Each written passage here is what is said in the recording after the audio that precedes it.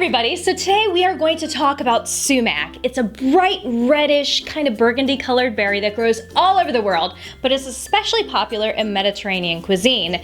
It smells and tastes a bit sour or tart, but also has a very citrusy lemony flavor with a slightly bitter finish. Now, if you've never used sumac before, you might be thinking, especially if you're from the East Coast like myself, that I'm absolutely crazy because, oh my god, Ashley, sumac is poisonous, what are you thinking? And you know what?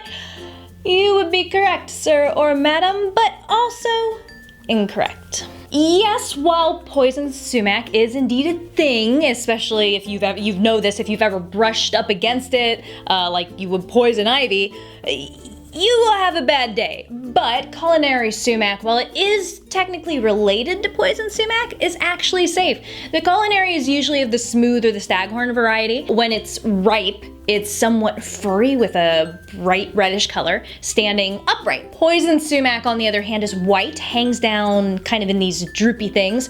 Do not eat that. Do not eat that. That is bad news bear.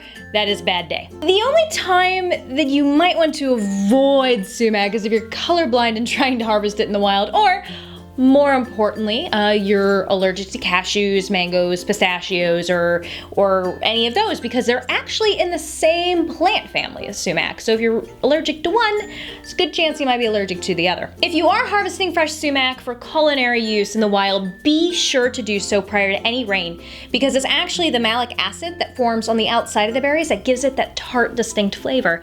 If you're using dried sumac, however, it's one of the few spices that I'd recommend not buying in whole, actually, largely because those berries are technically a stone fruit, like peaches or apricots.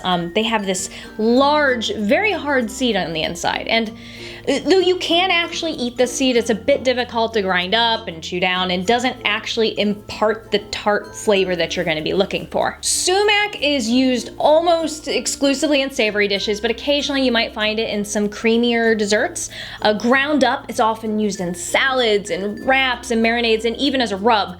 It's frequently used in spice blends, and probably one of the most well-known right now is attar, where it really does play a key role. When cooking with it, a good rule of thumb is to use it anywhere that you would use lemon. So you can cook it with roasted vegetables and olive oil, but it also makes a great finishing spice, just right out of the old shaker thrown on at the end. I love it most with just about any type of bean, but especially with chickpeas and hummus. Let's face it, I'm vegan, like 90% of my diet's hummus. But it's also great to add to things like dipping oil, with fries, roasted potatoes, or just really any roasted vegetable that you want that lemony tang in. So if you're ready to give sumac a go, I've included a few recipes below. Until then, I hope you'll have learned at least a couple of new things about sumac, but as always, I want to hear from you guys. Have you used sumac before? What are your favorite dishes to use it in? And let me know in the comments. Thanks again for watching all. Please remember to give me the old thumb, subscribe, and share this video with all of your culinary curious friends. And remember to tweet something delicious with sumac at me. Mwah!